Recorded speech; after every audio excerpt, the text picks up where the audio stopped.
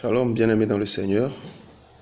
Je bénis le nom du Seigneur ce matin pour cette grâce qu'il nous fait, pour que nous puissions nous retrouver pour ce nouveau numéro de l'école de l'Esprit. Nous parlions dans le numéro précédent de ceux qui prophétisent. Et nous avons abordé l'onction, le don et la prophétie. Donc ceux qui prophétisent, le don, l'onction et la prophétie. Nous ne l'avions pas terminé aujourd'hui, nous abordons la deuxième partie de ce thème. Alors que le Seigneur vous bénisse. Si vous avez suivi la première partie, alors vous avez compris ce qu'on appelle le ministère, la différence entre le ministère et le don. Nous avions dit que le ministère était la base d'un appel.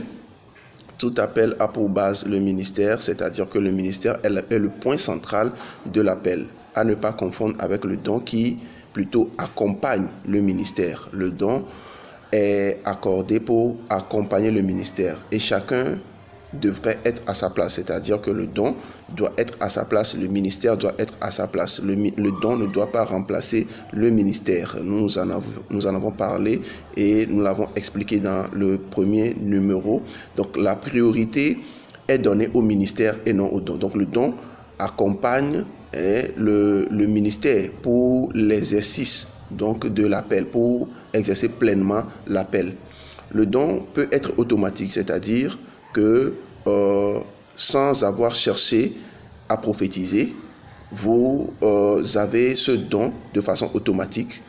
Donc, on peut également, parallèlement à cela, demander, c'est-à-dire aspirer. La Bible dit dans 1 Corinthiens chapitre 14, verset 1, aspirer au don spirituel, surtout à celui de la prophétie. C'est-à-dire que vous pouvez ne pas avoir le don de prophétie à l'origine, mais aspirer, c'est-à-dire chercher à l'avoir et avoir le don de prophétie. Donc Dieu autorise ceux qui n'ont pas la prophétie à chercher le don donc, de prophétie et commencer également à prophétiser. Donc, on prophétise également au contact avec les prophètes. Ça, c'est un rappel que je suis en train de faire. Nous avons donc vu plusieurs exemples. Celui de Moïse, dont l'esprit a été donné aux anciens. Et nous avons vu donc dans Nombres chapitre 12, le verset 25, que l'esprit de prophétie de Moïse a reposé sur 70 anciens qui ont prophétisé, qui en fait n'étaient pas des prophètes, qui ne prophétisaient pas, mais qui ont commencé à prophétiser par le contact de l'onction de prophétie qui était donc sur Moïse. Nous avons également vu que l'onction de prophétie est transférable. Et nous avons donné l'exemple de 1 Samuel chapitre 10, les versets 1 à 6, où Saül a prophétisé donc au contact avec des prophètes.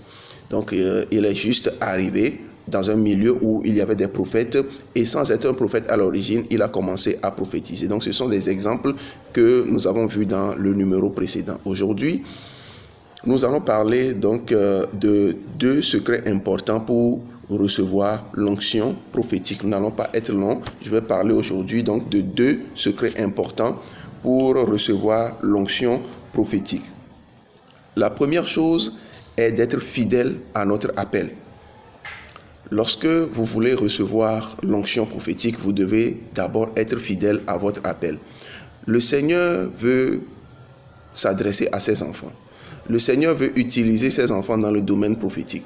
Lorsque vous avez reçu un appel pour un domaine précis et que vous ne faites pas ce que les autres font, parce que vous les voyez faire, mais que vous êtes fidèle à votre domaine d'appel, si par exemple vous êtes appelé à servir auprès des malades et que vous le faites fidèlement, pendant que vous priez pour des malades, le Seigneur a un message à transmettre aux malades en ce moment précis, sans être un prophète à l'origine. Le Seigneur peut faire reposer l'esprit prophétique sur vous et vous donner des paroles pendant que vous faites votre ministère auprès des malades.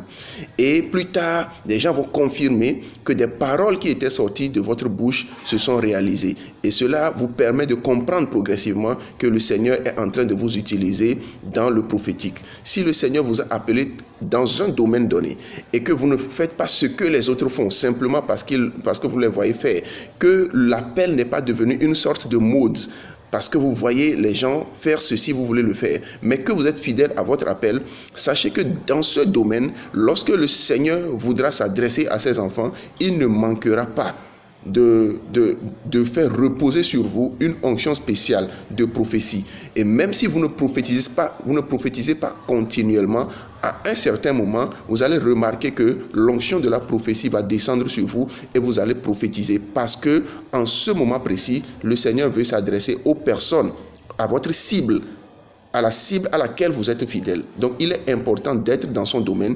Il est important d'être fidèle au domaine de son appel. Lorsque vous êtes appelé et que vous ne maîtrisez pas le domaine de votre appel, cela doit faire l'objet de prières, de recherche continuelle de la face du Seigneur jusqu'à ce que vous compreniez le domaine de votre appel. Si vous ne comprenez pas le domaine de votre appel, ça va être difficile d'opérer dans une certaine dimension pour que l'esprit de la prophétie, l'onction de la prophétie puisse descendre sur vous. Donc, le premier aspect que j'aimerais partager avec vous aujourd'hui, c'est que l'onction de la prophétie descend sur vous pendant que vous servez le Seigneur lorsque vous êtes fidèle à votre domaine d'appel. Le deuxième élément que j'aimerais partager avec vous, aujourd'hui nous n'avons que deux. Le deuxième élément que j'aimerais partager avec vous, c'est que l'onction prophétique se provoque. L'onction se provoque. Alors, lorsqu'il y a impactation, sans que l'onction soit provoquée, la plupart du temps, cette impactation n'est pas complète. Cette impactation est incomplète, elle est partielle, parce que l'onction n'est pas provoquée. Il faut absolument que l'onction puisse être provoquée pour pouvoir fonctionner. Lorsque nous lisons Genèse chapitre 27, les versets 1 à 4, nous voyons donc Isaac qui demande à son fils Ésaü de lui apporter à manger. Il dit, pour que mon âme te bénisse. C'est vrai que quand nous lisons le texte, ce n'est pas Ésaü qui a apporté premièrement le repas, mais là n'est pas le sujet. Ce que nous remarquons, c'est que lorsque le père a mangé et qu'il a été satisfait, la Bible dit, afin que mon âme te bénisse, ce qui veut dire que au-delà de simples paroles de bénédiction qui sont sorties, au fond de lui, il y avait une puissance qui était en train d'être transférée. Donc, ce n'est pas parce qu'il n'avait jamais mangé ce tel repas, mais c'est parce que le principe fonctionne de cette façon. L'onction se transfère seulement si celui qui la donne a atteint un niveau de satisfaction. Donc, la satisfaction du serviteur de Dieu libère une bénédiction, une grâce et une onction spéciale. Il est important de rechercher la satisfaction de la personne dont on désire le manteau, la satisfaction de la personne dont on désire obtenir une grâce, la personne qui est supposée libérer l'onction. Il est important de chercher sa satisfaction, parce que lorsque la personne impacte sans être satisfaite, il faut comprendre que ce type d'impactation est limité. Mais une fois que la personne est satisfaite, il y a automatiquement une onction qui se dégage, il y a automatiquement une grâce qui se libère et qui permet à la personne qui a satisfait donc le Père de recevoir une onction. Donc l'onction se libère, l'onction se transmet suivant ce principe. Lorsque le Père est satisfait, il donne facilement l'onction et l'onction sort de façon automatique. Donc voilà le principe que nous apprenons ici dans Genèse chapitre 27. Lorsque l'onction prophétique doit être libérée, il faut que la personne qui aspire à cette onction puisse justement s'assurer du fait que la personne qui est censée libérer l'onction soit satisfaite. Alors, nous voyons dans 2 Rois chapitre 2, Élisée qui a suivi Élie afin de recevoir l'onction. Donc 3 fois, Élie lui a demandé de s'éloigner, lui a demandé de s'arrêter pour qu'il aille loin, mais Élisée refusa. Dans 2 Rois chapitre 2 au verset 2, nous voyons le niveau d'engagement d'Élisée. Il n'y a pas ici d'offrande. il n'y a pas eu d'offrande entre Élisée et Élie, nous comprenons ici qu'il ne s'agit pas que d'offrande, mais il s'agit aussi d'un sens de l'engagement, du sens du dévouement et de la loyauté, du service. Ce sont des éléments qui permettent de recevoir l'onction. Le dévouement, l'engagement, la loyauté, le service. Ces éléments permettent de recevoir l'onction. Donc, l'onction se libère suivant un certain nombre de principes. Et quand ces principes sont respectés, nous pouvons recevoir l'onction et aller au-delà. Vous avez vu que Élisée a demandé la double portion de l'onction d'Élie. Et effectivement, il l'a reçue. Pourquoi? Parce qu'il a pu se sacrifier. Par le sacrifice, on reçoit plus. On reçoit l'onction et on reçoit une dose considérable. Les vrais serviteurs libèrent l'onction sur les fils pour que les fils fassent au-delà. Les vrais fils ne se limitent pas au niveau des pères, mais ils reçoivent des pères pour faire au-delà. Alors, Élisée a demandé la double portion de l'onction d'Élie. Et nous avons vu qu'Élie a fendu le Jourdain. Et au retour, Élisée ayant reçu l'onction d'Élie a également fait la même chose. Il a également fendu le Jourdain. Et au-delà de ça, nous avons lu dans la Bible qu'Élisée a fait beaucoup plus de miracles qu'Élie. Quand nous prenons un autre fils comme Josué, remarquons que Moïse a fendu la mer Rouge, en tout cas par la puissance de Dieu, bien sûr. Mais Josué, ayant reçu l'onction de Moïse, quand nous lisons la Bible, quand nous lisons le livre de Josué, nous verrons qu'il a fait également passer le peuple par le Jourdain. Le peuple est passé également par le Jourdain s'est fendu devant lui. De la même manière dont cela s'est produit dans la vie de Moïse. Mais au-delà de ce fait, Josué a atteint Canaan, contrairement à Moïse. Donc l'onction, lorsqu'on la reçoit, on va au-delà de celui qui transfère l'onction, de celui qui transfère la puissance, la grâce, on va au-delà de cette personne. Donc les vrais fils reçoivent l'onction pour faire justement au-delà. L'onction se provoque.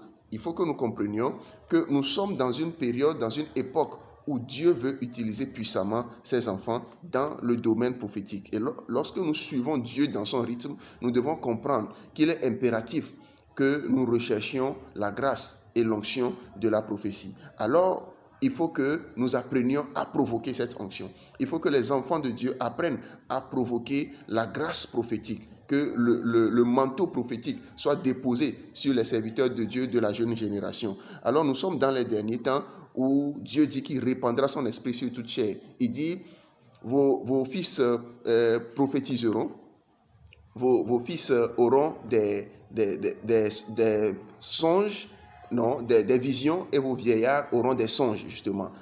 Voilà, donc il faut que nous puissions chercher à être dans l'esprit de ces derniers temps. Il faut que nous cherchions à être dans l'onction de ces derniers temps pour que la parole de Dieu s'accomplisse dans nos vies et que le Seigneur puisse justement nous utiliser dans ce domaine-là. Alors si vous me suivez, si vous suivez le col de l'esprit, que la grâce du Seigneur vous soit accordée afin que vous recherchiez l'onction pour aller au-delà. À chaque fois que vous cherchez à aller au-delà, sachez qu'il y aura des épreuves. Sachez que l'ennemi ne voudra pas parce qu'il est contre le réveil de ces derniers temps. Mais si vous persévérez et que vous continuez à rechercher à cause de la révélation que vous avez sur la recherche de l'onction, sur l'impactation, le vrai sens de l'impactation, et bien que la grâce du Seigneur repose sur vous et qu'à chaque fois que vous cherchez à être impacté, que l'impactation soit effective dans votre vie, que l'onction soit réellement transmise parce que vous l'aurez provoqué et que la main de Dieu soit sur vous dans le nom puissant de Jésus. Alors je vous donne rendez-vous la prochaine fois pour un autre numéro de l'école de l'esprit. D'ici là, portez-vous bien et que le Seigneur vous bénisse au nom de Jésus-Christ. Amen. Shalom, shalom.